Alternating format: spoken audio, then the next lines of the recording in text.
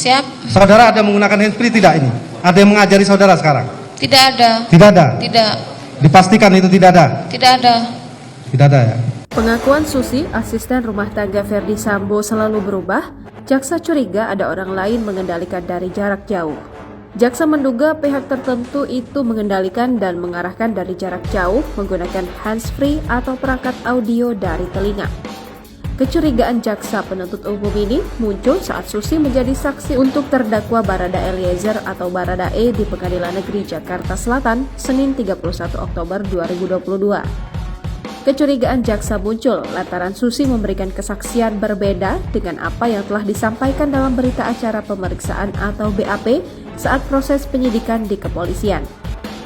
Perlu saya kontrol, saksi ya. Ini keterangan BAP. Saudara sudah berapa kali di BAP? Saya lupa. Lupa saudara. Diperiksa, dipanggil diperiksa. Saudara berapa kali? Siap. Jaksa meminta Susi jujur. Kemudian bertanya apakah menggunakan handsfree dan mengajari dalam memberikan keterangan. Ini saudara jujur saya jawab. Saudara saksi di dalam jilbab, mohon izin ini. Apakah saudara saksi ada menggunakan handsfree tidak? Ini saya perlu perjelas dulu. Siap. Saudara ada menggunakan handsfree tidak ini? Ada yang mengajari saudara sekarang?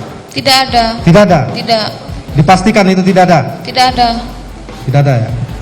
Mendengar tudingan itu, Susi pun membantahnya. Ia menyatakan tidak ada yang mengajarinya dalam memberikan kesaksian. Benar tidak ada ya? Tidak ada. Baik, saya lanjutkan. Jaksa kembali mengulangi pertanyaan, apakah benar tidak ada? Susi menjawab benar. Majelis hakim meminta Susi untuk dipisahkan dengan saksi lainnya sebelum menutup persidangan. Makanya nanti setelah sidang ini, saudara saksi ini tolong dipisahkan dengan saksi yang lain. Baik. Nanti kita akan cross check dengan saksi yang lain sejauh mana dia berbohong. Baik Yang Mulia. Sebab Susi bakal dimintai keterangan lagi setelah persidangan diskors untuk istirahat sholat dan makan pukul 15.00 waktu Indonesia Barat. Kuasa hukum Richard Eliezer, Roni Talapesi, khawatir para saksi yang dihadirkan dalam sidang kasus pembunuhan berencana Nofriansyah Joshua Huta Barat tidak berkata jujur di hadapan hakim. Sebab menurutnya sejumlah saksi mengubah-ubah keterangannya dalam berita acara pemeriksaan. Ingat loh, hati-hati loh saudara. Kita udah berkali-kali mengingatkan saudara ya, Susi. Kami tentunya sangat prihatin. Tolong dijawab. Sakit tidak? Kalau tidak, saksi. Sakit tidak?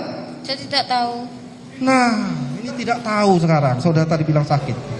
Beberapa yang disebut mengubah keterangan diantaranya saksi Susi yang merupakan asisten rumah tangga Verdi Sambo, lalu mantan ajudan Sambo bernama Daden Miftahul Haq.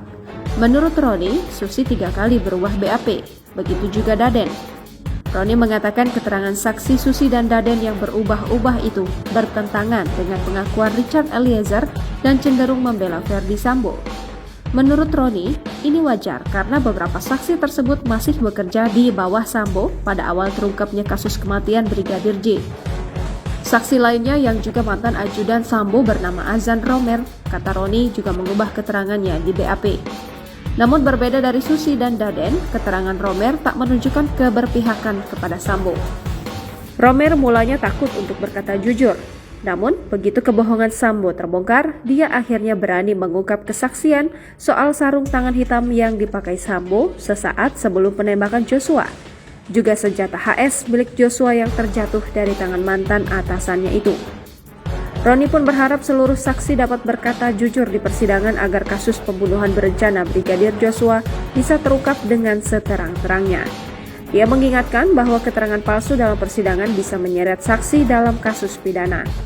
Dalam persidangan ini, Barada Eliezer didakwa melakukan pembunuhan berencana terhadap Brigadir J bersama dengan Verdi Sambo, Putri Chandrawati, Ricky Rizal, dan Kuat Ma'ruf. Dalam dakwaan disebutkan, Eliezer menembak Brigadir J atas perintah mantan Kepala Divisi Profesi dan Pengamanan kala itu, Verdi Sambo. Peristiwa pembunuhan Joshua disebut terjadi akibat cerita sepihak istri Verdi Sambo, Putri Chandrawati, yang mengaku dilecehkan Joshua di Magelang. Kemudian, Verdi Sambo marah dan merencanakan pembunuhan terhadap Joshua yang melibatkan Richard, Ricky, dan Kuat. Brigadir J tewas di rumah dinas Sambo di Kompleks Polri Duren 3 Jakarta Selatan pada 8 Juli 2022. Atas peristiwa tersebut, Eliezer, Sambo, Putri, Riki, dan Kuat didakwa melanggar pasal 340 KUHP, subsidiar pasal 338 KUHP, JO pasal 55 ayat 1 ke 1 KUHP, JO pasal 56 ke 1 Kitab Undang-Undang Hukum Pidana. Kelimanya terancam pidana maksimal hukuman mati, penjara seumur hidup atau selama-lamanya 20 tahun.